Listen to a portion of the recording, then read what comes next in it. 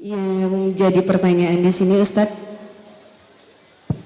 ada seorang wanita yang ditinggal merantau oleh suami itu dari usia anaknya 4 bulan ya sampai usia anaknya 5 tahun itu dia baru pulang seperti itu, tanpa ada memberikan nafkah seperti itu baik lahir maupun batin.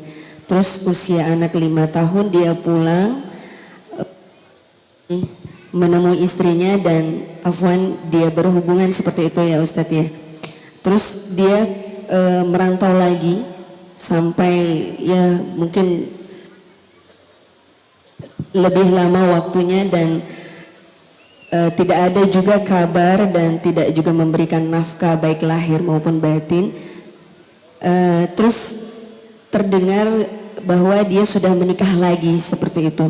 Tapi ketika dia berangkat merantau, dia tidak pernah mengucapkan kata cerai atau tidak ada masalah seperti itu Ustadz. Nah, ketika nanti suaminya balik ke misalnya ke Jambi seperti itu menemui istrinya, bagaimana itu statusnya Ustadz? Sementara istrinya afwan mungkin sudah tidak dinafkahi lahir batin seperti itu. Apakah itu statusnya masih suaminya?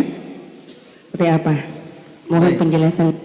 Nah, jadi kaidah tambahan ya. Buku catatannya yang ditutup Pak, belum selesai ini ya. Kaidah tambahan bahwa tidak ada istilah cerai otomatis. Tidak ada istilah otomatis cerai itu tidak ada. Cerai terjadi jika ada pernyataan dari suami. Kalau kemudian dalam posisi tadi suami ini ngilang selama 5 tahun, sekian tahun dan tidak pernah ada kalimat cerai, baik lisan, tulisan WA, SMS maupun yang lain, berarti hukum asalnya mereka masih suami istri karena tidak ada pernyataan cerai dari sang suami. Jika kita bicara apakah nikahnya ini tidak batal, jawabannya tidak batal. Namun kalau kita berbicara masalah bagaimana dengan hak istri, nah istri dalam kondisi ini dia di posisi didolimi. Apakah istri boleh gugat cerai? Jawabannya boleh. Terus gimana Pak?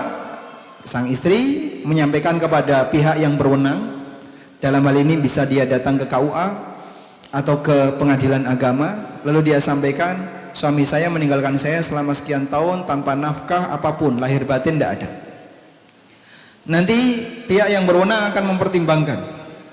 Ketika mereka sudah melakukan validasi, lalu diputuskan bahwa gugatan ini diterima, maka status wanita ini sudah bukan lagi istri dari lelaki itu. Selanjutnya dia boleh nikah dengan lelaki yang lain. Tunjukkan bukti bahwa gugatannya itu telah diterbitkan oleh pihak yang berwenang. Ada surat yang diterbitkan oleh pihak pengadilan agama. Namun kalau misalnya si wanita ini mau bersabar, tidak apa-apalah, yang penting pokoknya saya setia nunggu abang ya, sampai berubah jadi hijau. Itu warna. Sehingga dia setia nunggu suaminya sampai suaminya pulang. Meskipun sangat lama, tidak jadi masalah. Abdurrahman bin Qasim, muridnya Imam Malik rahimahullah. Beliau pengantin baru, orang Mesir. Imam Malik tinggal di mana? Madinah. Abdurrahman bin Qasim dari Mesir. Ketika beliau pengantin baru, lalu kemudian bersama dengan istrinya sampai akhirnya istri ini hamil. Kemudian dia sampaikan kepada istrinya, wahai istriku, dulu saya punya keinginan untuk belajar kepada Imam Malik dan saya ingin mewujudkan keinginan itu. Saya kasih pilihan ke kamu, kalau kamu tidak sabar menunggu saya pulang, kamu boleh minta untuk diceraikan, akan saya ceraikan sekarang. Tapi kalau kamu mau bersabar, tunggu sampai abang pulang, silahkan kau bersabar. Subhanallah, wanita solehah ini lebih memilih yang kedua. Beliau pilih sabar.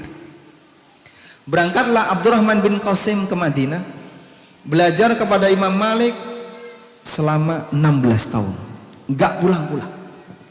Sampai akhirnya anak yang kemarin ditinggal dalam posisi masih berada di rahim ibunya, Di usia 16 tahun berangkat dari Mesir menuju Madinah bersama rombongan jamaah haji. Sampai di Masjid Nabawi tanya.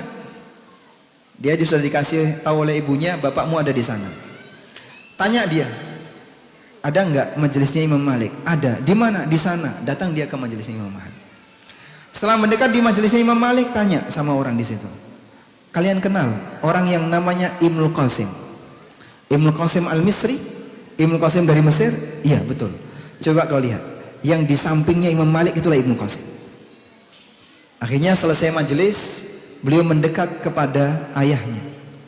Begitu salaman, mereka saling merangkul. Sang bapak ini mengatakan, syamamtu syammal walad. Aku mencium bau anak. Dan memang itu anaknya. Pertemuan yang luar biasa.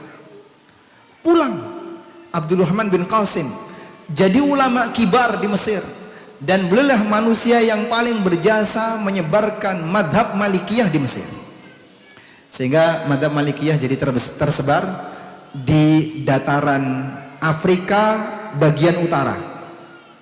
Makanya madhab Malikiyah itu kan paling banyak diikuti oleh negara Maroko, Mauritania, Sudan, kemudian Libya, Aljazair dan sekitarnya, yang itu merupakan negara-negara yang berada di mana? Afrika Utara.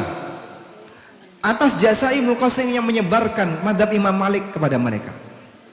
Baik, sehingga ketika ditinggal lama, kalau tidak ada perkataan cerai dari suami, maka hukum asalnya apa? Hukum asalnya apa? Tidak terjadi perceraian. Baik, nah tadi Pak Kadis tanya, kalau baru dalam hati, misalnya lintasan batin, batinnya suami ini teriak, aku ceraikan kamu, tapi di hati ya, jadi nggak dengar kalian ya, itu jatuh cerai atau tidak? Jawabannya tidak, sebab hukum lahiriah itu baru terhitung apabila dinyatakan secara lahiriah, dan cerai itu perbuatan lahiriah. Jika baru sebatas keinginan dalam hati, pernyataan dalam hati, maka belum diperhitungkan sampai diucapkan. Wallahu a'lam.